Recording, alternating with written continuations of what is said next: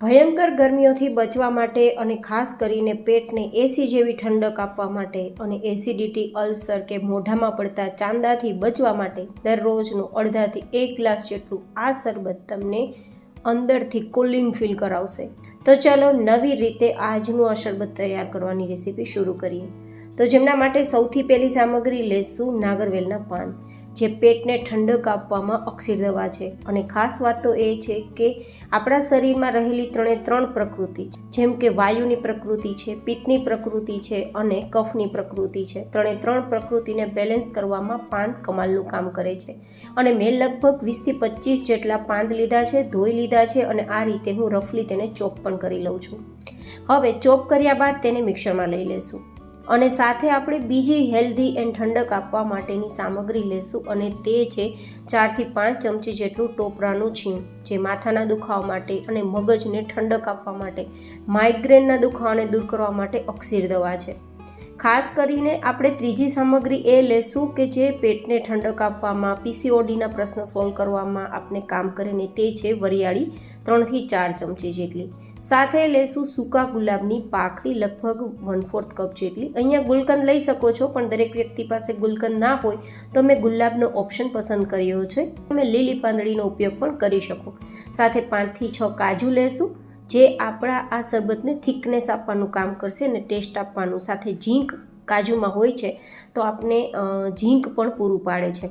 સાથે 1 કપ જેટલી મિશ્રી લેશું. આ દોરાવાળી કે ધાગાવાળી મિશ્રી કહેવાય તે છે, જે પેટને ઠંડક આપવામાં કમાલનું કામ કરે છે. અને ખાસ વાત તો એ છે કે તેમાં કેમિકલ પ્રોસેસ થયેલ નથી હોતી, જેથી પેટ માટે તે ખૂબ ફાયદા કરનાર છે. હવે આપણે આપણા આ શરબતને ગ્રીન કલર આપવા માટે બરફના ટુકડા ઉમેરીશું, અથવા ઠંડુ પાણી પણ લઈ શકો ગ્રાઇન્ડ કરવા માટે.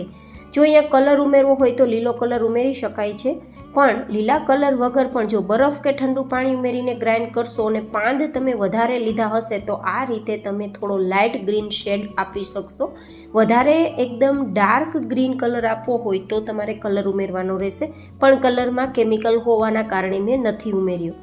હવે આપણે આ શરબતને લાંબા સમય સુધી સ્ટોર કરવું હોય તો આ જ રીતે સ્ટોર નહીં કરી શકાય. કાં તો તેને આપણે ગેસ પર થોડીવાર ગરમ કરવું પડશે અને પછી તેને સ્ટોર કરી શકાશે, અથવા તો તમે આ રીતે કોઈપણ પ્રકારનું સિલિકોન મોલ્ડમાં તમે તેને સેટ કરી શકો છો. બરફની આઈસ ક્યુબની જેમ તેને ક્યુબમાં તૈયાર કરી શકો છો અને પછી જામી જાય પછી તમે એરટાઇટ કન્ટેનરમાં કે એરટાઇટ બેગમાં ભરીને સ્ટોર કરીને રાખી શકો છો. આ રીતે બરફની ટ્રે હોય તો તેમાં પણ તમે સેટ કરી શકો છો. મને આ આઈડિયા એકદમ બેસ્ટ લાગે છે. જ્યારે પણ શરબત તૈયાર કરવું હોય ત્યારે 1 થી 2 ક્યુબ તમારે પાણી અથવા દૂધ મિક્સ કરવાનું અને તમારું શરબત તૈયાર થઈ જાય. તો આ રીત મેં અપનાવેલી છે.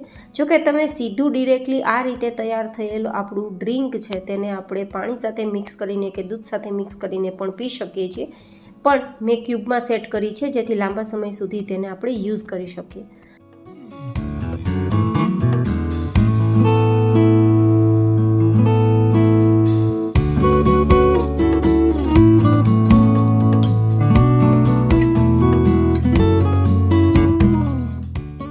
તો લગભગ 8 કલાક સુધી આપણે સમય આપ્યો છે અને આ ક્યુબ એકદમ જામી ગઈ છે બરફની જેમ.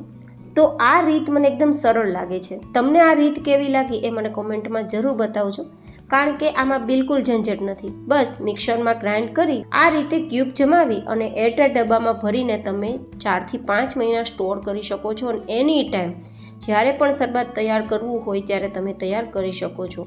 બિલકુલ સમય નથી લાગતો અને બિના ઝંઝટા તમે તૈયાર કરીને સ્ટોર પણ કરી શકો છો. હવે જ્યારે શરબત તૈયાર કરવું હોય ત્યારે તમે 1 ક્યુબ 2 ક્યુબ તમારી પસંદગી પ્રમાણે ઉમેરી, બરફ ઉમેરી, પાણી અથવા દૂધ મિક્સ કરીને પી શકો છો. ઘણા બધા લોકોને દૂધ પસંદ નથી તો પાણી મિક્સ કરી શકે છે આ રીતે, પણ જો દૂધ મિક્સ કરશો તો ટેસ્ટ ખૂબ સારો લાગે છે. બસ આ વધેલી ક્યુબને ઢક્કણ ઢાંકી ફ્રીઝરમાં જ્યાં બરફ જમાવી ત્યાં તમારે સ્ટોર કરવાની છે, તો 4 મહિના સુધી તેનો યુઝ કરી શકો છો. બસ જ્યારે શરબત કે શેક તૈયાર કરવું હોય ત્યારે જેટલા ગ્લાસ શરબત તૈયાર કરવું હોય તેટલી ક્યુબ લેવાની, બરફ ઉમેરવો હોય તો ઉમેરવાનો અને દૂધ અથવા પાણી તમારી પસંદગી પ્રમાણે ઉમેરીને મિક્સ કરી શકો છો. તો માત્ર અડધી મિનિટમાં તમે 50 ગ્લાસ જેટલું શરબત તૈયાર કરવા માગો છો ને તો પણ થઈ જશે. આપણું પાન શરબત તૈયાર થઈ ગયું છે, પણ તેને થોડો મિલ્ક શેક જેવો કે પછી તેને થીક શેક જેવો આપણે લુક આપવો હોય, થોડો 5 જેવો આપણે લુક આપવો હોય તો થોડીવાર માટે આ રીતે બ્લેન્ડર ચલાવી દેશો અથવા મિક્સર ચલાવી દેશો તો એકદમ સરસ શેક જેવો તેનો લુક આવી જશે અને ટેસ્ટ પણ થોડો બદલી જશે. તો મેં તો આ રીતે તમને બંને રીત બતાવી છે, જે પસંદ આવે તે રીતે તૈયાર કરી શકો તમે. તો હવે આપણે આ જે 5 શોર્ટ કમ શરબત કમ ડ્રિંક જે આપણે શેકના રૂપમાં તૈયાર કર્યું છે તેને આપણે સર્વ કરીશું.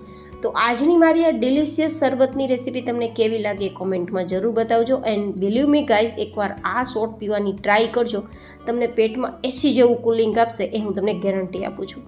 તો તમને મારી આ રેસીપી કેવી લાગી, તમે મને ક્યાંથી જોઈ રહ્યા છો અને તમને મારી કઈ રીત પસંદ આવી એ કોમેન્ટમાં બતાવવાનું ચૂકતા નહીં. ફરી મળીશું એક નવી જ હેલ્ધી રેસીપી સાથે. ત્યાં સુધી stay healthy and stay happy.